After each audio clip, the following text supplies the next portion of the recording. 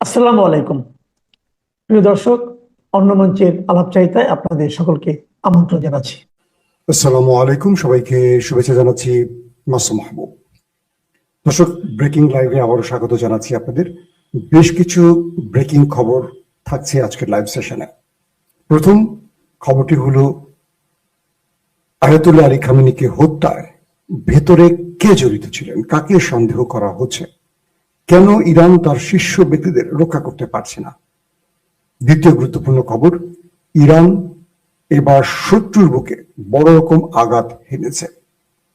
কোথায় কি পরিমাণ ক্ষতি হয়েছে, মার্কিন এবং দখলদার দেশটির কতজন নিহত হয়েছে সেই বিষয়টিও জানাবো। পাশাপাশি ইরান মার্কিন সবচেয়ে বড় যুদ্ধ জাহাজে আক্রমণ করার দাবি করেছে এবং ড্রোন ভূপাতিতের মতো ঘটনাও ইরান ঘটিয়েছে, সেই বিষয়টি আমরা জানাবো। দর্শক, প্রথম যে বিষয়টি আমরা শুরু করতে চাই সেটা হলো ইরানের ভেতরে বিশ্বাসঘাতক নির্মূল করতে কেন পারছে না ইরান।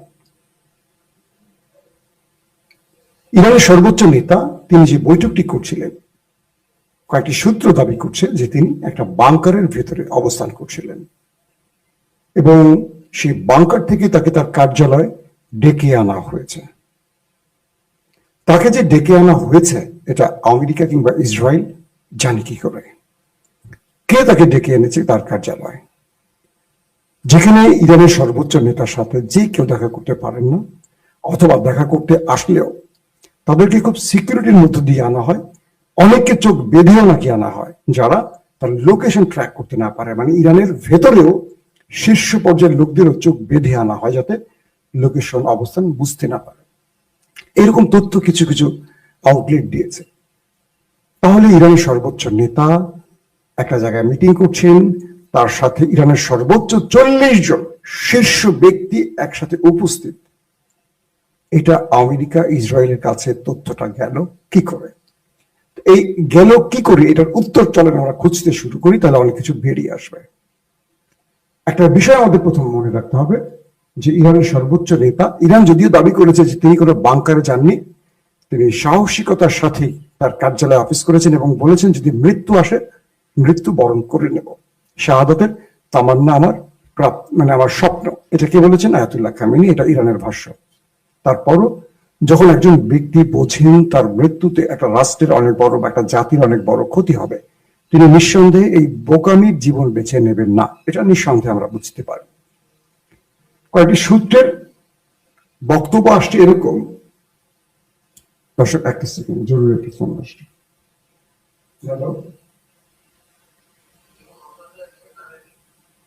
একটু গেটে শব্দ করেন, আমার ছেলে বেঁধে দেয়।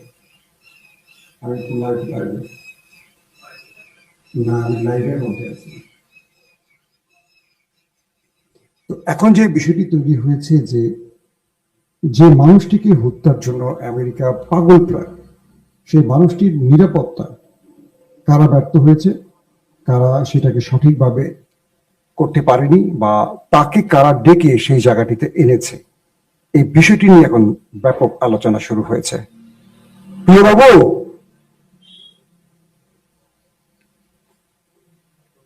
দর্শক, একটা ব্যাপার আমাদের একটু স্মরণ করে নিতে হবে। একটু আপনাদেরকে বিরক্ত করলাম, আমার একটা জরুরি ফোন এসেছিল হঠাৎ করে, সেটার জন্য।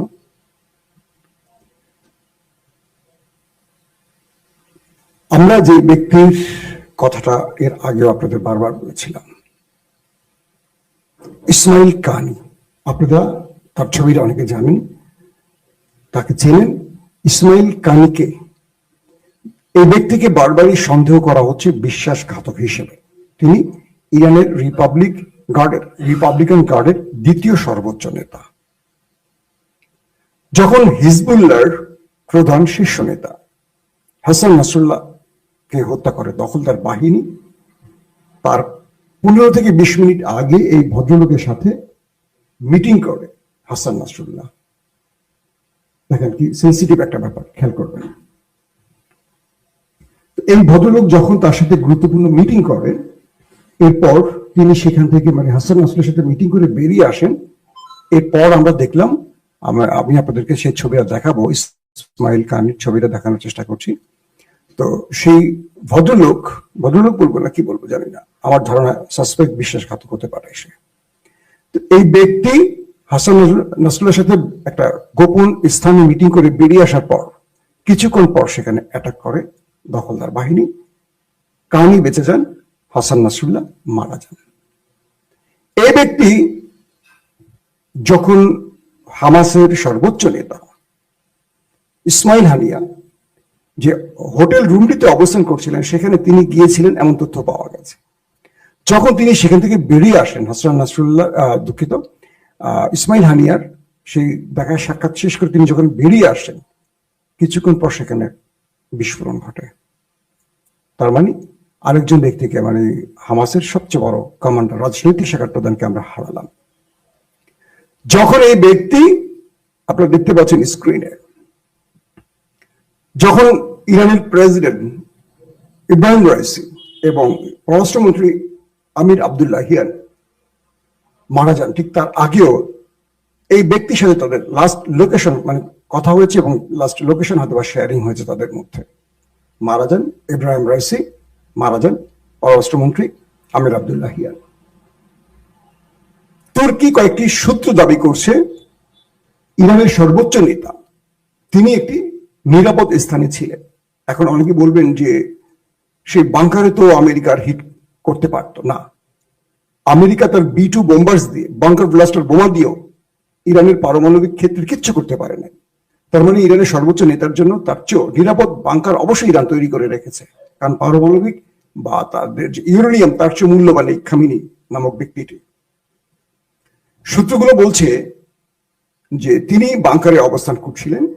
এরপর তাদের যে নির্ধারিত মিটিংটি ছিল, এই মিটিংটি পরে ছিল, কিন্তু মিটিংটিকে একটু এগিয়ে এনেছে কোনো একটি সূত্র, অর্থাৎ মিটিংটিকে একটু আগে টেনে আনা হয়েছে। যে টাইমে মিটিংটা ছিল সেই টাইম থেকে একটু আগে মিটিংটা করা হচ্ছিল, এটা ভোরের দিকে একটা মিটিং হতে পারে। সেখানে গুরুত্বপূর্ণ সেই শীর্ষ সবাই আসছেন এবং খামেনিকে তার বাংকার থেকে তার কার্যালয়ে ডেকে আনা হয়েছে। যেহেতু ইরান প্রতি মুহূর্তে রিয়েল টাইম ইন্টেলিজেন্সের মাধ্যমে বা স্যাটেলাইট তথ্যের মাধ্যমে ইরানকে অগ্রিম সব তথ্য পৌঁছে দিচ্ছিল যে কখন আমেরিকার মানে বিমান উঠছে, কখন মিসাইল মারছে, এটা তো সঙ্গে সঙ্গে চীন জেনে যাচ্ছে এবং সঙ্গে সঙ্গে ইরানকে দিচ্ছে। বলা হচ্ছে ইরানের যেই টেবিলে এই তথ্যটি দেওয়া হয়েছে চীনের পক্ষ থেকে, সেই টেবিলও এটার সাথে জড়িত, অর্থাৎ এই তথ্যটি খামেনিকে নিশ্চিত করা হয়নি বা খামেনির সিকিউরিটি প্রদানকে নিশ্চিত করা হয়নি। তার মানে একজন ব্যক্তি না, একটা টিম কাজ করেছে আমেরিকা বা ইসরায়েলের হয়ে। তারপরে বলা হচ্ছে এই মিটিং এ এই মিস্টার কাইনি, যার নামটি বললাম আপনার ইসমাইল কিয়ানি, তিনি উপস্থিত ছিলেন, কিন্তু তিনি মিরাকেলি বেঁচে যান এবং বলা হচ্ছে তিনি ইন্টেলিজেন্স হেড। এখন এই ব্যক্তি ইন্টেলিজেন্স হেড, বলা হয় যে মানে head of Iran Republic Guard Quds brigade, যেটা তার প্রধান ছিলেন, ইন্টেলিজেন্স হেডের তথ্যটি পাওয়া গেছে। অর্থাৎ তিনি সেখানে উপস্থিত ছিলেন এবং তিনি বেরিয়ে গেছেন বা কৌশলগত কারণে সেখান থেকে তিনি অবস্থান পরিবর্তন করার পরই এই ঘটনাটি ঘটেছে, যাকে আপনারা স্ক্রিনে দেখতে পাচ্ছেন। প্রশ্ন হলো, একটা দেশের সিকিউরিটি সিস্টেম, গোয়েন্দা সিস্টেম কতটা দুর্বল হতে পারে? ইরান তার অনেকগুলো দুর্বলতা কাটিয়ে নিয়েছে, যে কারণে এবার আমেরিকা ইসরায়েল ইরানের ভেতরে আক্রমণ করতে গিয়ে সফলভাবে অনেক কিছু করতে পারেনি, সিস্টেম অকেজ করতে পারেনি। ইরান তার প্রত্যেকটা সিস্টেম অন রেখেছে, যে জন্য আমেরিকা ইসরায়েলের অনেক কষ্ট হয়েছে। কিন্তু আলী খামেনি তার অবস্থান পরিবর্তন করেছেন, বাংকার থেকে তিনি কার্যালয়ে প্রবেশ করেছেন, আগের টাইমটা পিছিয়ে টেনে সামনে আনা হয়েছে। তিনি কোন রুমটাতে কখন বসে আছেন, কোন পজিশন থেকে হিট করলে সবগুলো লোক মারা যাবে, এই তথ্যগুলো আমেরিকা বা ইসরায়েলের পাওয়ার কথা কি ভাবতে শুরু করেন। তার মানে ইরানের মধ্যে সবচেয়ে বড় বিশ্বাসঘাতকরা এই কাজটির সাথে জড়িত, কনফার্ম বলা যায়। অনেকে প্রশ্ন করবেন যে ভাই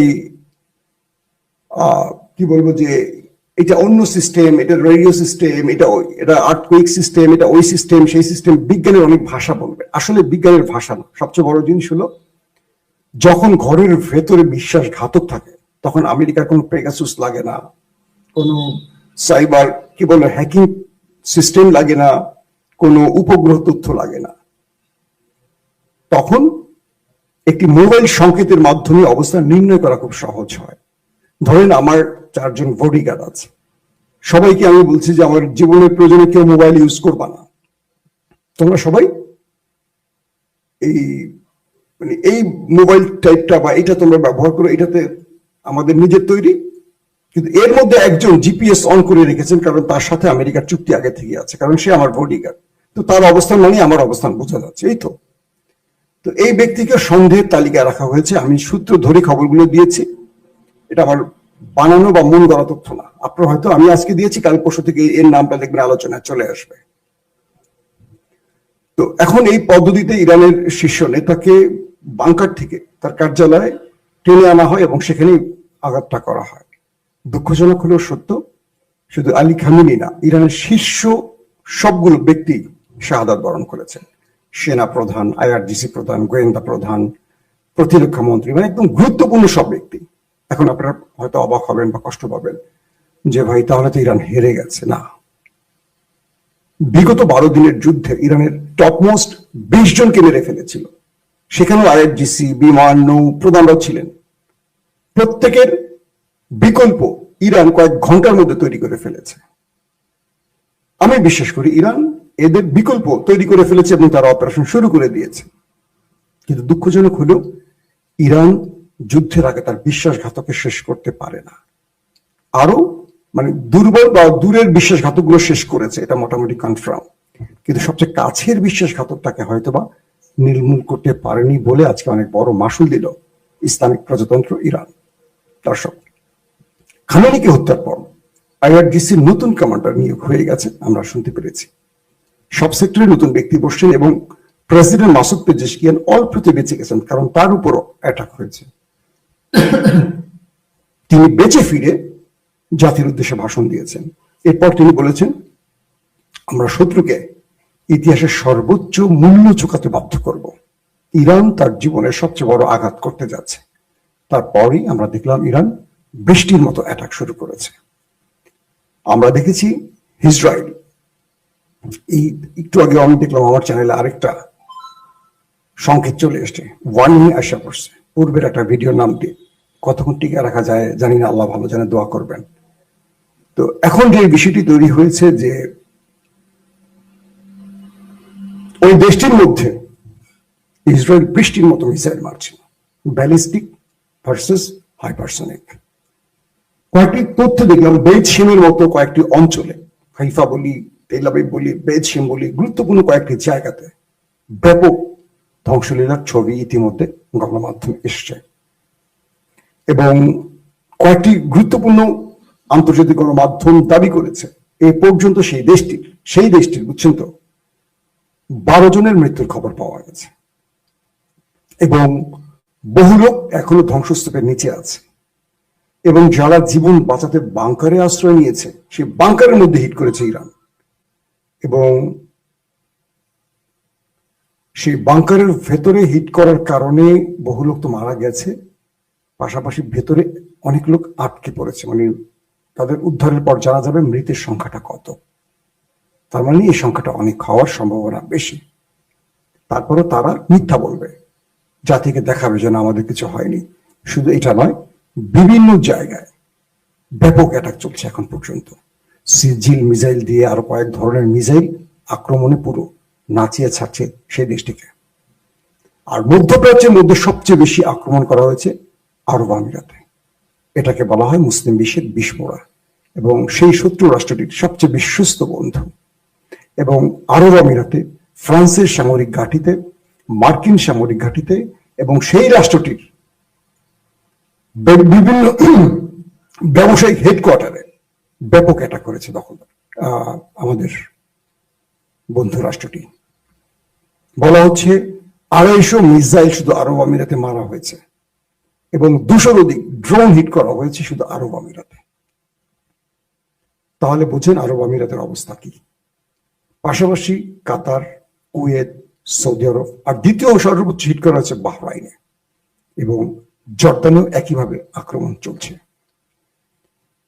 এবং আরবের মানুষরা বুঝতে পারছে, আরবের মানুষরা এখন তাদের রাষ্ট্রপ্রধানকে দায়ী করে বলছে যে তোমরা আমাদের মুসলিম ভাইদেরকে আমাদের শত্রু বানিয়ে এখন আমাদের হত্যা করাচ্ছ, তোমরা তাদের সাথে বন্ধুত্ব করছো যারা আমাদের শত্রু, আর তাদেরকে তোমরা মানে আমাদের ভাইদেরকে তোমরা মেরে তারা তামাশা দেখছো। এখন আরবের রাষ্ট্রগুলো টেনশনে পড়ে গেছে।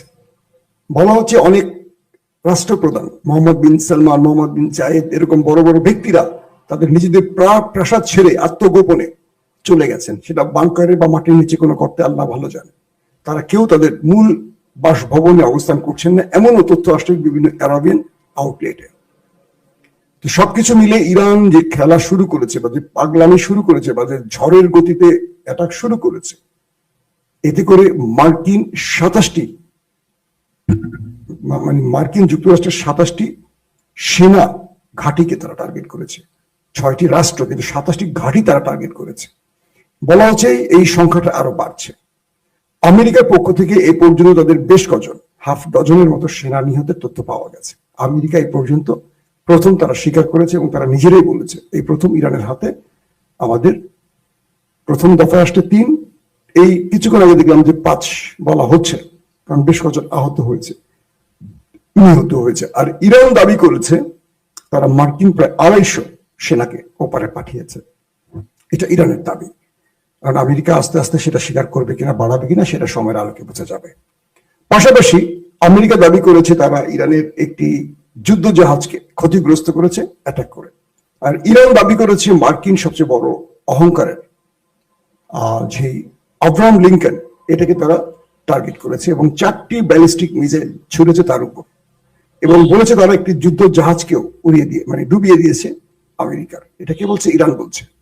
পাশাপাশি মার্কিন ড্রোন ভূপাতিত করেছে, এবং আজকে আমরা যে সময় লাইভটি করছি এখন পর্যন্ত ইরান বিভিন্ন সেক্টরে অ্যাটাক করে যাচ্ছে, এবং ইরানের আইআরজিসির পক্ষ থেকে বা ইরানের প্রেসিডেন্টের পক্ষ থেকে সর্বোচ্চ প্রতিশোধের ঘোষণা চলে এসছে।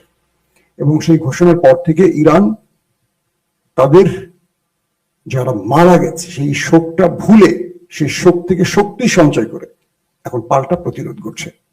একদিকে তাদের প্রতিরোধ ঠেকাতে হচ্ছে ইরানকে, দ্বিতীয় তাদের আঘাত করতে হচ্ছে, তাও কি বিশ্বের শক্তিধর অস্ত্রের মালিক দুটো দেশের বিরুদ্ধে। সঙ্গে আরব রাষ্ট্রগুলো, বিশ্বাসঘাতক বা ভীতু কাপুরুষ আরব রাষ্ট্রগুলো, সবচেয়ে মজার বিষয় দেখেন, যারা আমেরিকাকে পেট্রোডলার দিয়ে বাঁচিয়ে রেখেছে, আমেরিকার অর্থনীতিকে বাঁচিয়ে রেখেছে যে আরব, সে আরব আজকে দেখলো যে ইরানের কোনো মিসাইল থেকে তারা রক্ষা পাচ্ছে না। তাদেরকে যে প্যাট্রিয়ট থার্ড বা আরো উন্নত মানের আকাশ প্রতিরক্ষা সিস্টেম এরা দিয়ে রেখেছিল আমেরিকা, কিচ্ছু মোকাবেলা করতে পারছে না। সবচেয়ে ইন্টারেস্টিং ব্যাপার হলো এটাই যে আরবের টার্গেট গুলোতে, বিমান বাহিনীকে, নেভাল হেডকোয়ার্টারে, গুরুত্বপূর্ণ জায়গাগুলোতে, কাতার, কুয়েত, দোহা, আরব আমিরাত, দুবাই টার্গেট করে হিট করতেছে। একটা পর একটা মিসাইল ঢুকতেছে আর হিট করতেছে, ধাম ধাম ধাম ধাম করে মারতেছে তারা। কিন্তু আকাশ প্রতিরক্ষা সিস্টেম ব্যর্থ ইরানের অ্যাটাকের কাছে। তার মানে আরব এইটুকু বুঝে গেছে যে তারা তাদের পাপের শাস্তি পেতে শুরু করেছে। যদি ইরান এটা বলবৎ রাখে আরো কয়েকদিন, এবং ইরান যদি শুধু মার্কিন ঘাঁটি না, বিশ্বাসঘাতকদের হেডকোয়ার্টারে, রাজা বাদশাদের হেডকোয়ার্টারে মারা শুরু করে, আমার মনে হয় সবচেয়ে বাকিটা না বলি। তো এই পরিস্থিতিতে ইরান তার শেষ লড়াইটা করছে, মরণ কামড়টা দিচ্ছে, কোনোভাবে ছাড় দিচ্ছে না কাউকে। এবং পৃথিবীর একমাত্র দেশ রাশিয়া, চীনও যেটা সাহস করে নাই, ইরান সেই সাহসটা করেছে। আপনারা এখন হয়তো বলবেন যে ইরান কি করেছে এত বছর ধরে, কি করেছে? একমাত্র ইরানই তো তাদেরকে আঘাত করার সাহস করেছে। চারদিকে শত্রু, ইরানের মুসলিমরাই শত্রু, টেনে ধরছে পেছন থেকে, তারপরে যে চোখে চোখ রেখে আঘাত করছে, এটা কজনে পারে? ইমানের সবচেয়ে বড় জায়গাটা হলো শক্তি না, সাহস। বুকে আল্লাহর শক্তি সঞ্চয় করে সাহস। আল্লাহ রসুল 313 জন বা 15 জন নিয়ে বদরের মুখোমুখি হয়েছেন বিশাল বাহিনীর বিরুদ্ধে, যেখানে তার কাছে নামে মাত্র কোনো অস্ত্র ছিল না। বিজয় দেওয়ার মালিক আল্লাহ, এটাকে মনে রাখতে হবে। আপনার কাছে আধুনিক কি আছে না আছে, তার চেয়ে বড় জিনিস হলো বিজয় দেওয়ার মালিক আল্লাহ। সব থাকার পরও গতবার ওই দেশটি পরাজিত হয়েছিল 12 দিনের যুদ্ধে, পরে আমেরিকার পা ধরে যুদ্ধবিরতি ঘটিয়েছে। ইতিমধ্যে আরেকটি তথ্য পাওয়া গেছে, আমেরিকা ইতালির মাধ্যমে ইরানের কাছে যুদ্ধবিরতির প্রস্তাব পাঠিয়েছে। বুঝতে পারছেন? তাহলে খেলা জমে